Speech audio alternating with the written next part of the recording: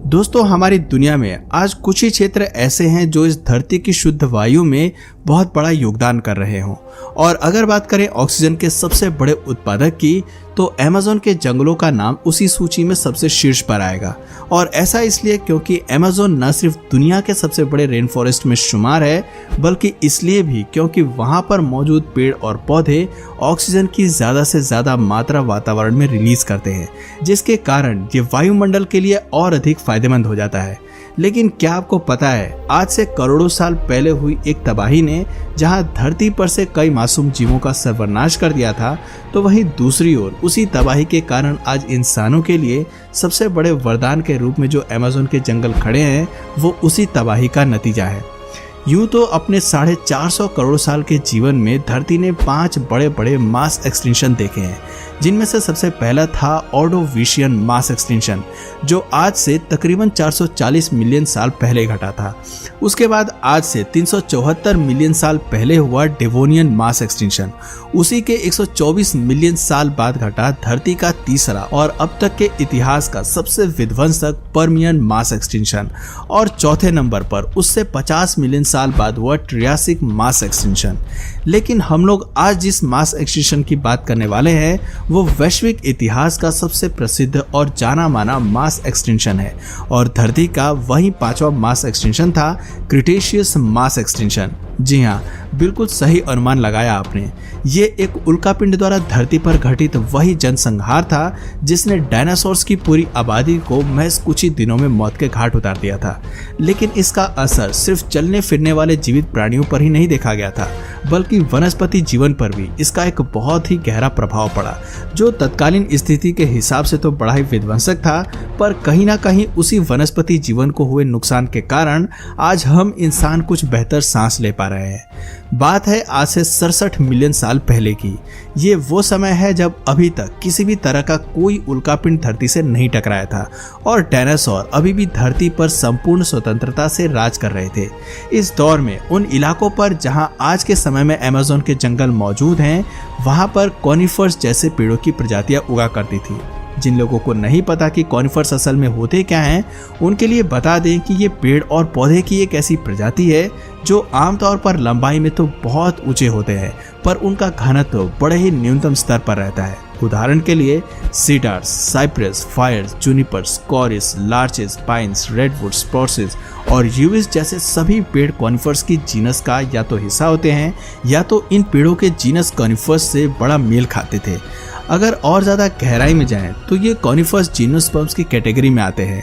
अब पुराने दौर में क्या था कि उस समय के अमेज़न वाली जगह में पेड़ों के पत्तों द्वारा इतने घनत्व उत्पन्न नहीं किया जाता था जिससे सूर्य का प्रकाश सीधा जमीन की स्तर पर आए, और उनसे इन जिम्नोस्पर्म्स को बढ़ने के लिए और फेवरेबल एनवायरनमेंट मिल गया। स्पेशियस एनवायरनमेंट जिम्नोस्पर्म्स की ग्रोथ के लिए सबसे महत्वपूर्ण होता है, जिसके कारण वो हमेशा घनत्व वाले पौधे यानी कि एंजियोस्पर्म्स को डोमिनेट करके रखते थे। ऊपर से डायनासोर्स की उपस्थिति में अगर कभी ऐसा मौका आया भी कि एंजियोस्पर्म्स को डोमिनेट करने का मौका उन्हें मिला हो, तो उन विशालकाय जीवों की उपस्थिति में ऐसा कभी संभव हो ही नहीं पाया, क्योंकि कारण साफ था। जब भी घनत्व वाले पेड़ पौधे ज्यादा बढ़ने लगते थे, तो अपनी भारी डाइट के कारण शाकाहारी डायनासोर्स उन घनत्व वाले पेड़ पौधों को ही खाने लगते थे, जिनसे उन्हें ना तो बढ़ने के लिए जरूरी वक्त मिलता और ना ही वातावरण। लेकिन ये सभी परिस्थितियां एक झटके में उसी वक्त बदल गईं जब धरती पर एक 12 किलोमीटर की चौड़ाई वाला उल्कापिंड गिरा, क्योंकि जैसे ही वो उल्कापिंड धरती की सतह से टकराया, संपूर्ण संसार में मानो जैसे रेडिएशन और धूल की ऐसी सुनामी आ गई जो शायद ही जीवन की शुरुआत के बाद किसी भी जीवित प्राणी ने कभी देखा होगा। इसके अलावा पूरी दुनिया भर में शॉक वेव की वजह से ऐसी सुनामियों ने दस्तक दी जिसको किसी भी दौर में इंसानों ने नहीं देखा होगा। वहीं दूसरी ओर उड़ती हुई धूल के कारण धरती के कई कोनों में इतनी मोटी डस्ट की परत जम गई कि सूर्य की किरणें उन क्षेत्रों में कई सालों तक पड़ी ही नहीं, और इन्हीं विध्वंसक घटनाक्रमों के परिणाम स्वरूप जमीन के ऊपर उपस्थित 75% आबादी नष्ट हो गई और वहीं 40% वनस्पति जीवन भी हमेशा हमेशा के लिए विलुप्त हो गया। लेकिन कई हजारों साल बाद जब ये स्थितियां वापस से सामान्य होने लगी तो इस धरती ने कई रोमांचक बदलावों को अपने सामने देखना शुरू किया। जैसे डायनासोर्स की उपस्थिति में स्तनधारी जीव यानी कि मैमल्स संपूर्ण आजादी के साथ धरती के ऊपर घूमने लगे। और उसके बाद जीवन की शुरुआत कैसे हुई, इसके लिए आप हमारा पुराना वीडियो तो देख ही सकते हैं। जहां एक तरफ जीवन एक नए सिरे से पनप रहा था तो वहीं एक इलाका ऐसा भी था जहां एक नए स्वरूप की शुरुआत हो चुकी थी। और ये वही इलाका था जहां आज के दौर में अमेज़न के जंगल खड़े हैं। ये वही क्षेत्र है जहां उल्कापिंड के टकराव से पहले कॉनिफर्स जैसे जिम्नोस्पर्म्स अपना दबदबा बनाकर रखते थे। लेकिन उल्कापिंड के टकराव के बाद इस क्षेत्र का वनस्पति जीवन बहुत ही बुरी तरह से दुर्घटनाग्रस्त हो गया, जिसके कारण उस बड़े से जंगल के तकरीबन 60% पौधे या सामान्य भाषा में कहें तो आधे से ज्यादा कॉनिफर्स तबाह हो गए थे और सब कुछ वापस से शुरू होने लगा था। क्योंकि इस बार ना तो घनी झाड़ियों को खाने वाले डायनासोर्स थे और ना ही वातावरण में पहले जितनी स्थितियां, जिसके कारण वातावरण पूर्ण निष्पक्ष हो गया। और ये एक सुनहरा मौका था जब जिम्नोस्पर्म्स और एंजियोस्पर्म्स की इस लड़ाई में कोई भी बाजी मार सकता था। लेकिन शायद प्रकृति एंजियोस्पर्म्स के पक्ष में ज्यादा झुक गई। इसकी वजह ये थी कि शुरुआती समय में जब धीरे धीरे आसमान खुलने लगा तो सूर्य की किरणों की उतनी मात्रा में उस जगह पर नहीं पहुंच रही थी जितनी पहले के दौर में पहुंचा करती थी। और कुछ बायोलॉजिस्ट ये बताते हैं कि जिम्नोस्पर्म्स को एंजियोस्पर्म्स से ज्यादा लाइट की आवश्यकता पड़ती थी। जब यही परिस्थिति परिवर्तित हुई तो सूर्य की किरणों के अभाव में घने घने एंजियोस्पर्म प्रजाति के पेड़ों को उगने का मौका मिल गया और इसी मौके का फायदा उठाते हुए वो सब तेजी के साथ पनपने लगे और महज कुछ ही सालों में उस पूरे क्षेत्र में अपना दबदबा बना लिया।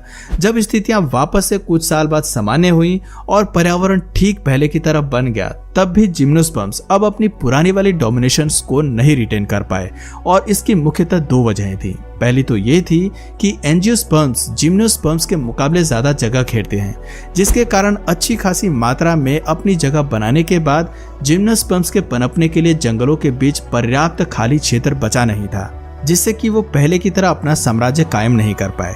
दूसरा कारण था कि एंजियोस्पर्म्स का घनत्व, जैसा कि मैंने पहले ही बताया था कि जिम्नोस्पर्म्स को एंजियोस्पर्म्स के मुकाबले ज्यादा सूर्य की रोशनी की आवश्यकता है। पर जब जंगलों के बीच यही घनत्व बढ़ता गया तो जमीनी इलाकों पर उतनी सूर्य की रोशनी नहीं पहुंच पाई जितनी कि जिम्नोस्पर्म्स को उगने के लिए चाहिए होती है, जो कि एक महत्वपूर्ण कारण था कि क्यों वहां की परिस्थितियां वापस से आज से करोड़ों साल पहले की तरह नहीं हो पाई। ऊपर से कई सालों तक डायनासोर्स जैसा कोई लंबा और ज्यादा खाने वाला जीव भी धरती पर प्रकट नहीं हुए, जिसके कारण एंजियोस्पर्म्स के वर्चस्व को ठेस पहुंचाने वाला कोई भी जीव धरती पर कई सालों तक उपस्थित नहीं हो पाया। और इन एंजियोस्पर्म्स का राज तब तक इतना बढ़ गया कि आज भी वह विश्व के सबसे बड़े रेन फॉरेस्ट के रूप में विराजमान है। हालांकि जो करोड़ों सालों तक कोई भी जीव नहीं कर पाया, वही शर्मसार हरकत हम इंसान अपनी ही कब्र खोदने के लिए कर रहे हैं। ब्राजील के इन्हीं अमेज़न रेन फॉरेस्ट में आजकल इतनी ज्यादा पेड़ों की कटाई हो रही है कि डिफॉरेस्टेशन रेट हर महीने एक नया रिकॉर्ड बना रहा है और आंकड़े इतने हैरान करने वाले हैं कि हम इंसानों ने महज कुछ ही सालों में तकरीबन 17% अमेज़न के जंगलों को खो दिया है। जी हाँ, 17%। अगर ये भयावह आंकड़ा ऐसे ही बढ़ता रहा तो यकीन मानिए कि हमारे पास सांस लेने के लिए कोई हवा नहीं बचेगी, क्योंकि दुनिया भर की ऑक्सीजन का ऑलमोस्ट 30% सप्लाई सिर्फ अमेज़न रेन फॉरेस्ट ही फुलफिल करता है। लेकिन जरा सोचिए कि अगर यही 30% ऑक्सीजन का हिस्सा हमेशा हमेशा के लिए कहीं चला जाए तो इंसान सांस लेने के लिए कहाँ जाएंगे, क्योंकि कार्बन एमिशन रेट तो हर साल बढ़ता ही जा रहा है, इसमें कोई शक नहीं। इसलिए अगर हम लोग कार्बन के बढ़ते हुए स्तर को नहीं रोक सकते तो हमें ऑक्सीजन को इतना बढ़ा देना चाहिए कि हमें कभी भी इस जीवनदायिनी गैस के लिए चिंतित नहीं होना पड़े। इसलिए दोस्तों, आप सभी से अनुरोध है कि ज्यादा से ज्यादा पेड़ लगाएं और पर्यावरण को बचाने के लिए अपना अपना योगदान दें। दोस्तों, इन रेन फॉरेस्ट को बचाने के लिए सरकार को क्या कदम उठाने चाहिए कमेंट करके जरूर बताइए। और अगर इस वीडियो से आपको कुछ नया जानने या सीखने को मिला या फिर इंटरेस्टिंग लगा तो प्लीज इस वीडियो को एक लाइक करके अपने फ्रेंड्स और फैमिली में से जरूर शेयर करें। और यदि आप इस चैनल पर नए हैं तो प्लीज इस चैनल को सब्सक्राइब करके बेल नोटिफिकेशन आइकन को ऑन कर लीजिए ताकि हमारे आने वाले वीडियोस आप मिस ना करें। मिलते हैं फिर किसी वीडियो में नए टॉपिक के साथ, तब तक के लिए नमस्कार।